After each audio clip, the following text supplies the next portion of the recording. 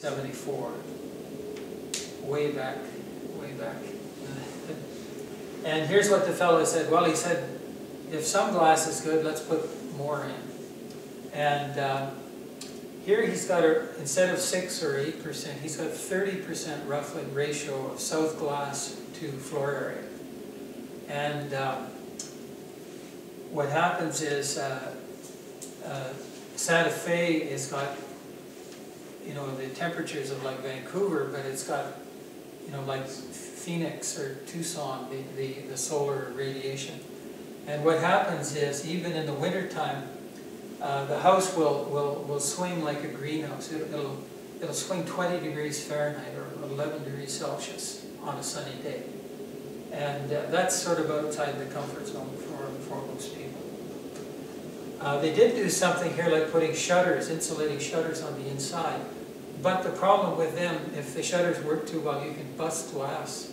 If you put an insulating shutter on the against the south window, you get heat buildup in there, and unless it's tempered glass, you're likely going to crack.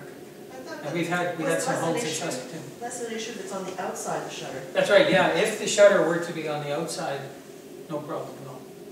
Another problem with putting shutters on the inside is that the glass gets very cold at night. And when you pull the shutter off in the morning, you got that cold glass and you'll get condensation on it.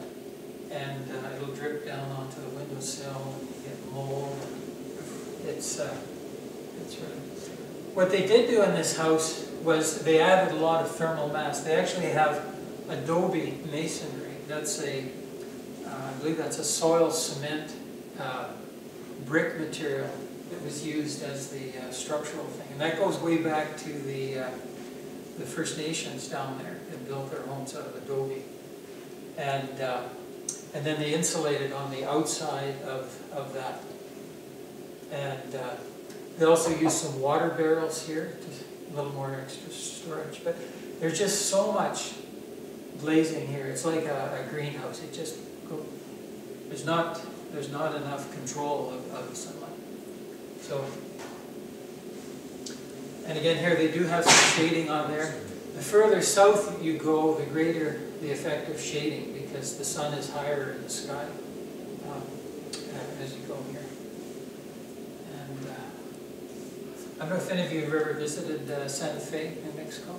It's one of those beautiful cities in the world. They have architectural controls on, and they use a lot of this adobe construction here. One of the 100 places on earth you have to visit before you die. So the problems with too much glass are you can get severe overheating. That house there would swing 20 degrees Fahrenheit in January. I mean, and you know, I'm sure in like October it might swing 30 degrees Fahrenheit. So you can't just indiscriminately put glass on the south side and say, whoopee, we've got a solar house. The second thing, windows are more costly compared to walls.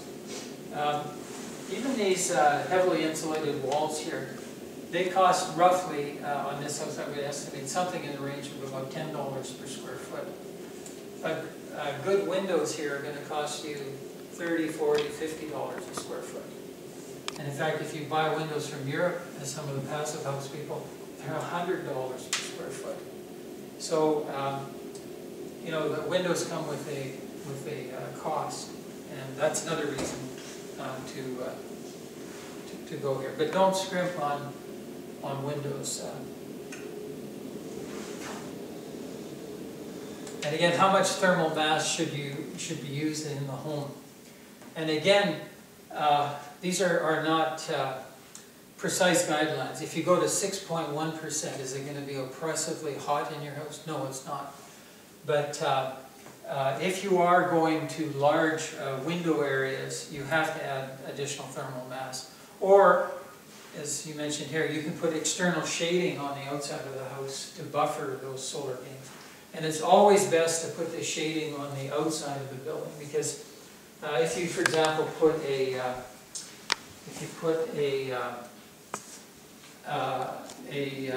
Venetian blind or something on this side, by that time the energy is pretty well all come into the house.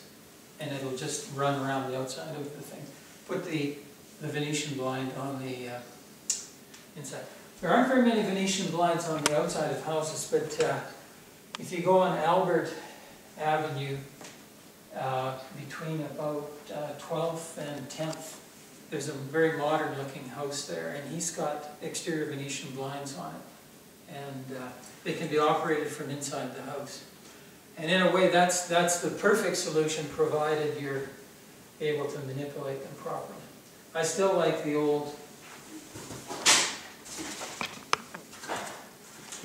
the old roof overhang, roughly a 2-foot overhang on this. And Ron, maybe you could mention here how you integrated that on this house, because you have those solar panels on one side, and you obviously don't want to shade them in the summertime. So how was that done architecturally? Sure. Dr. Dumont had actually calculated 26 inches for overhang on this house. So it hangs out 26 inches, and it's only on these 2 panels.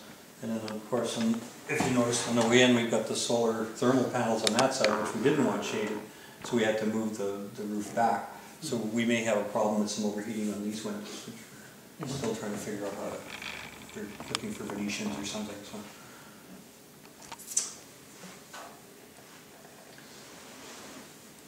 And again, just to repeat this, it's direct solar passive gain. I've got a friend who lives in New Mexico, and I sent him this presentation yesterday, and he said, yeah, it looks all right. So, and these guys are the direct gain capital of the world, thanks. But, and again, the question is, for a given, what combination of all these window area, window type, south window, min-mass, and so on. And there were some design guidelines, we talked about these already. And I had a grad student do some work for me with the computer program called Hot 2000. And he said, well, let's take Rob's house and let's change the windows, we'll change the thermal mass there, and just see what we can do in terms of upping the performance of the house. So this is my house right now. And this is the annual space heating requirement here, which is about 11,000 kilowatt hours. And if we vary the south window area with the current windows that I have there, the windows that I have there are early triple pane low E windows. And it turns out that on my house I used about 5.5% ratio of south glass to floor area. And we're running here around 10,500. And if you notice here, what happens if we kept adding more and more glass to it, it would actually make the house worse.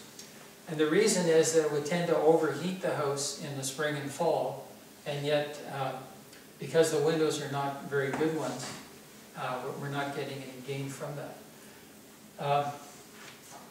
We then said, okay, well, let's go to a really high-performing window here. And Ron, could you bring I think there's a sample there of the triple glazed window used in this house here. And so we've got a much better window now. The solar heat gain window on mine is only about 0.4. And these windows here, which I think are the same ones used in the house, yeah. And they have a number of features here. There's 3 panes of glass. The second thing is that there's coatings on the glass on the inside here that are we call low E coatings, and they help to give you a better R value in here. And as well, they're filled with argon gas, which is a heavier gas than air. And it's very close in performance to these ones that are shown on here. And I'll pass that around, you can have a look at that. And as well, you look at the frame here, they have a lot of air pockets in here which help to provide insulation through the frame material on that. And they're available locally through here. But you definitely want, I'd say try for a solar heat gain coefficient of 0.55 or greater. And I'd say go with triples all around. But then for your west, east, and north, go for an even higher R value. The way they get the higher R value, they actually put a different